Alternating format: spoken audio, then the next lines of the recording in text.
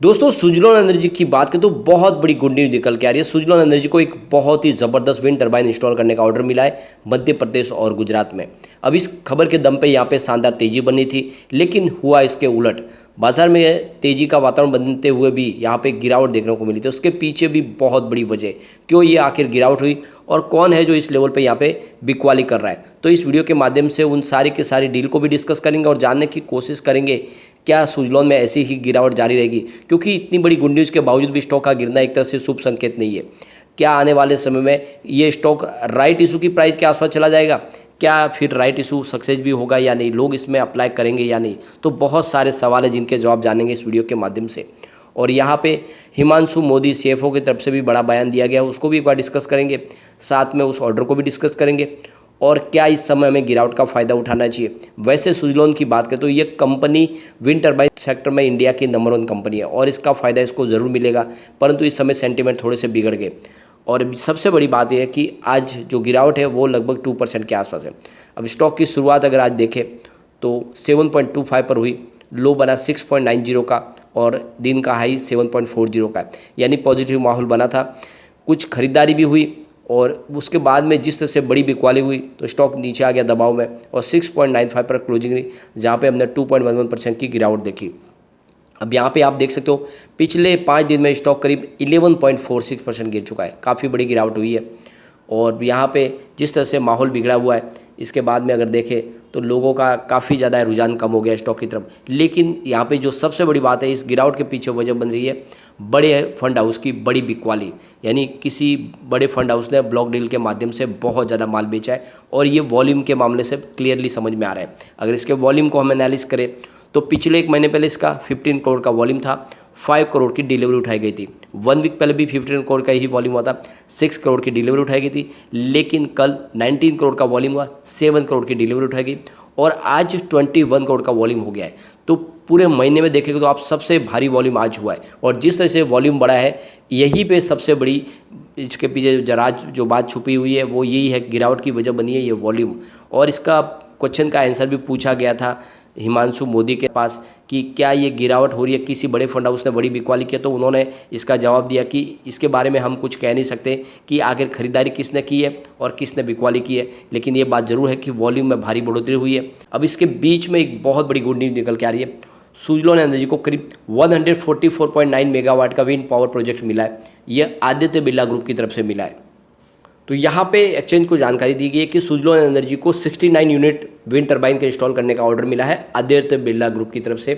और ये आप देख सकते हो कि इसके साथ में हाइब्रिड इलेक्ट्रिक ट्यूबलर यानी जो टॉवर है वो भी लगाएगी और जो इसकी रेटेड कैपेसिटी होगी वो 2.1 मेगावाट की होगी ईच विंड टरबाइन की। और ये जो प्रोजेक्ट होगा यह जिनको कमीशन करना है पूरा 2023 तक। और आप देख सकते हो कि मध्य प्रदेश और गुजरात में ये विंड टरबाइन इंस्टॉल किए जाएंगे। तो आप देख सकते हो कि काफ़ी अच्छा ऑर्डर मिला है। तो यहाँ पे इस मौके पे नए एमडी विनोद आर तांती की तरफ से बड़ा बयान दिया गया है। उनका कहना है कि आदित्य बिरला ग्रुप से जो हमें ये ऑर्डर मिला है ये एक तरह से हमारे लिए एक गर्व की बात है और ये काफ़ी अच्छा ऑर्डर है, एक बड़े घराने की तरफ से हमें ऑर्डर मिला है और इस तरह से आने वाले समय में हम और भी बहुत सारे प्रोजेक्ट करने वाले हैं।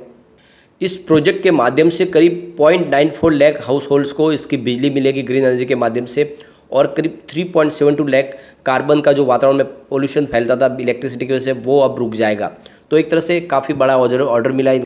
अब यहाँ पे जो गिरावट के पीछे जो सबसे बड़ी जवाबदारी है वो है एफआईआई की। एफआईआई बाजार में पिछले 2-3 ट्रेडिंग सेशन से बहुत ही ज़बरदस्त तरीके से बिकवाली कर रही। उन्होंने खरीदारी की थी काफ़ी निचले लेवल से, लेकिन अब वो बिकवाली करने लगे और ऐसे में उन स्टॉक के अंदर उनकी काफ़ी ज़्यादा बिकवाली हो रही है जो पेनी स्टॉक है, जिसमें आप स्पेशली रिलायंस पावर हो या फिर जेपी पावर हो, सुजलॉन एनर्जी हो, इन सभी स्टॉक में लगातार गिरावट हो रही है क्योंकि यहाँ से वो अपनी होल्डिंग को बेच रहे, चाहे उनको प्रॉफिट मिल रहा हो या न मिल रहा हो, वो एक साथ में जो बल्क खरीदारी की थी उसी तरह से बल्क डील के माध्यम से अब बिकवाली कर रहे हैं और नतीजा है कि सभी के सभी स्टॉक में इस समय काफ़ी ज़्यादा गिरावट देखने को मिल रही है। आप देख सकते हो कि सुजलॉन एनर्जी में भी उन्होंने लगातार होल्डिंग को बढ़ाया था। दिसंबर में उनकी 8.96% की होल्डिंग थी, मार्च में होल्डिंग उन्होंने कम की थी यानी 8.71% कर लिया था, लेकिन जून क्वार्टर में उन्होंने अपनी होल्डिंग को बढ़ा के 9.43% कर लिया था। काफ़ी बड़ी होल्डिंग थी, लेकिन अब उन्होंने बिकवाली शुरू कर दिया है। आप देख सकते हो आंकड़े 6 अक्टूबर तक उन्होंने 279 रुपीज़ की लास्ट खरीदारी की थी, लेकिन उसके बाद में 7 अक्टूबर को उन्होंने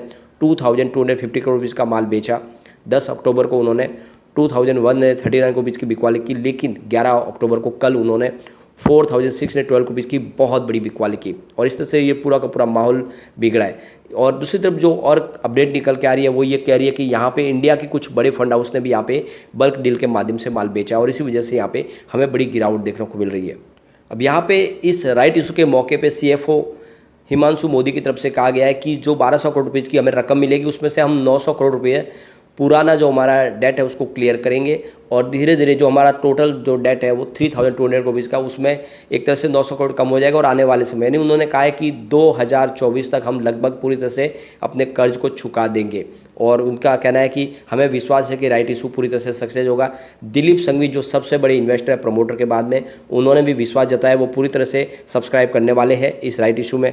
साथ में तांती फैमिली भी इस राइट इशू में बढ़ चढ़ के हिस्सा लेंगे, लेकिन उन्होंने साथ में कहा है कि फिलहाल तांती फैमिली इस कंडीशन में नहीं है कि वो अपनी होल्डिंग को और बढ़ा सके, यानी जो अपनी शेयर होल्डिंग पैटर्न में जो प्रमोटर की होल्डिंग है फिलहाल वो उतनी ही रहेगी, उसमें गिरावट जरूर नहीं होगी, लेकिन अब फिलहाल बढ़ोतरी की भी संभावना नहीं है क्योंकि इस समय तकलीफ से गुजर रही है फैमिली।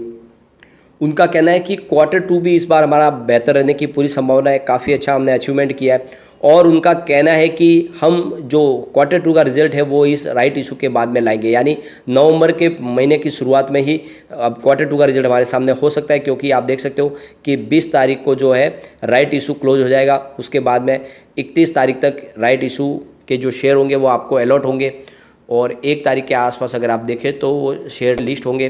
तो इसका मतलब ये है कि नवंबर के पहले सप्ताह में यानी 10 तारीख के पहले हमारे Q2 का रिजल्ट देखने को मिल सकता है। ये एक तरह से हिमांशु मोदी ने अपनी तरफ से क्लियर किया है।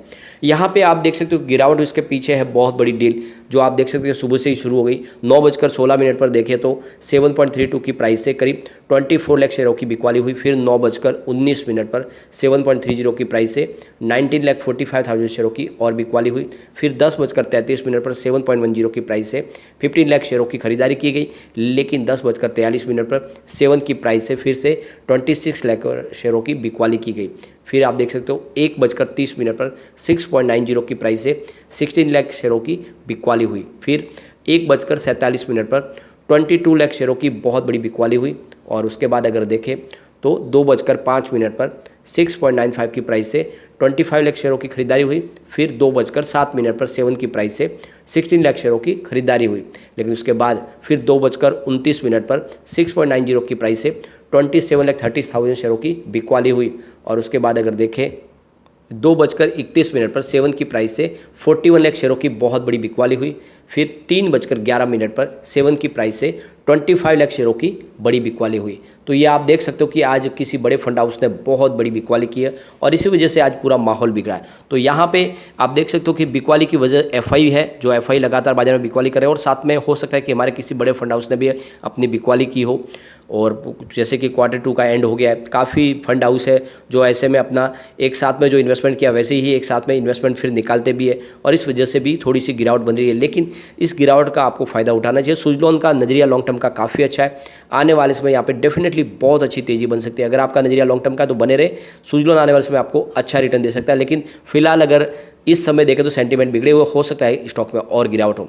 एक बार इसके पिवोट लेवल को चेक कर लेते हैं तो यहाँ से अगर गिरावट होती है तो 6.88 का फर्स्ट सपोर्ट है, ये टूटा तो 6.67 तक स्टॉक जाएगा और नीचे चला गया फिर 6.28 तक जा सकता है।